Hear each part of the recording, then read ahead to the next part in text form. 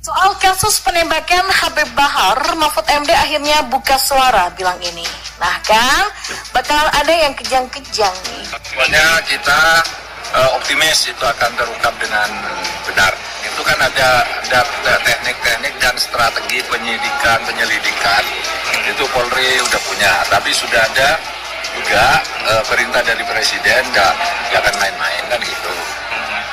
Harus dibuka sebenar-benarnya. Jangan sepihak, semua harus dilihat dan dipertimbangkan, itu aja.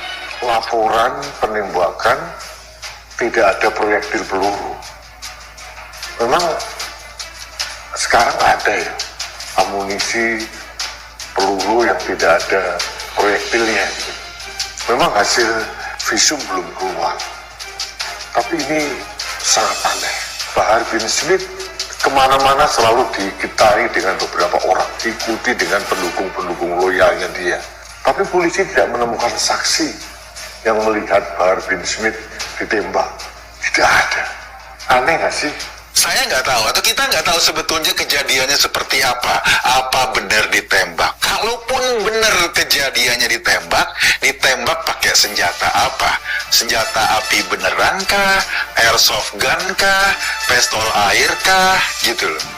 Pun kalau benar senjata api, latar belakangnya apa? Masalahnya apa?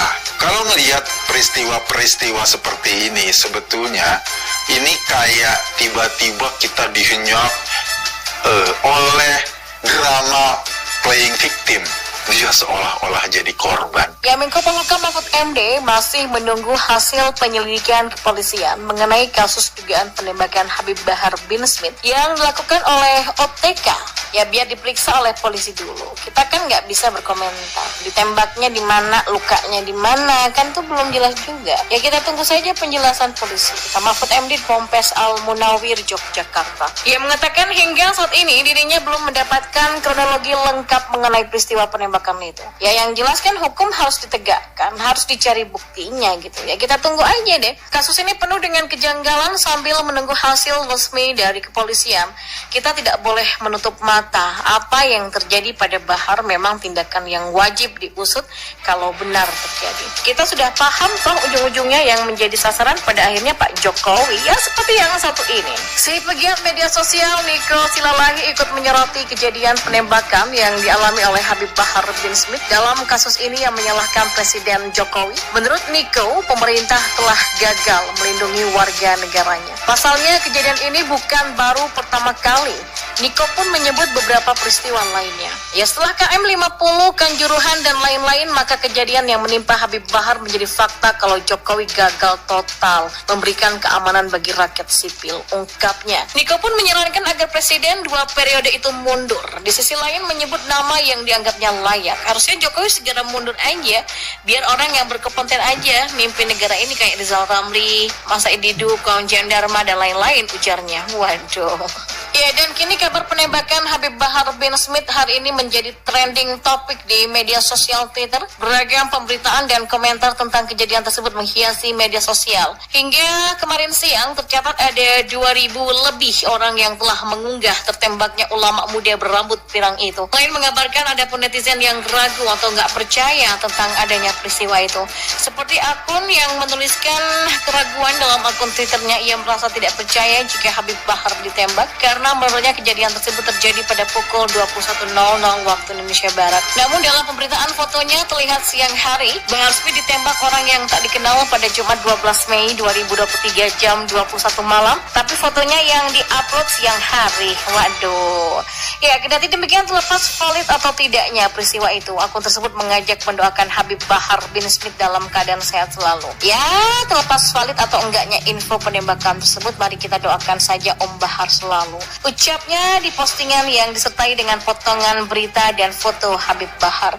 Sementara akun lainnya menuliskan rasa ketidakpercayaannya atas penembakan yang dialami oleh Habib Bahar bin Smith. Manusia kontroversi ini mengaku diteror dan ditembak orang tak dikenal. ya atau OTK di jalan. Saat ini ia sudah melaporkan kasusnya ke polisi. Anda percaya? Tulis akun tersebut dalam unggahannya sambil menyematkan foto Habib Bahar bin Smith. Ya, kendati demikian, ada juga yang memberikan doa keselamatan bagi Habib Bahar bin Smith seperti yang diunggah oleh akun lainnya beberapa jam yang lalu.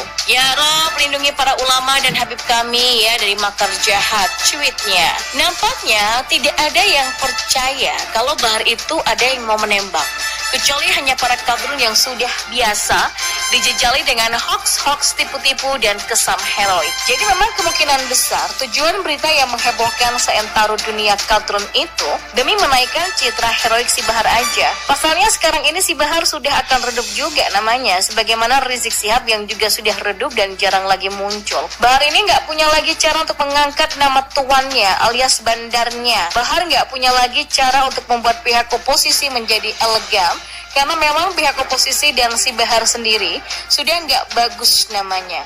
Mantan narapidana dengan kasus yang memalukan alias pengecut ini sudah membuat si Bahar begitu dipandang rendah. Bahar hanya diberi panggung oleh para politisi yang sedang manfaatkannya, karena Rizik sudah tua dan sepertinya sudah sulit bergerak sehingga jarang lagi muncul. Maka si Bahar ini pun disetting sebagai penerusnya Rizik. Nah, para politisi busuk yang sangat tidak menyukai sepak terjang Jokowi ini nampaknya sudah meminta kepada Bahar agar membuat cara untuk memojokkan lawan-lawannya atau pemerintahan saat ini, apalagi sudah jelang 2024 tidak lama lagi. Jadi seperti biasa, kalau ada kasus begini, maka yang akan disalahkan adalah lagi-lagi Jokowi alias Salawi ya. Semuanya salah Jokowi.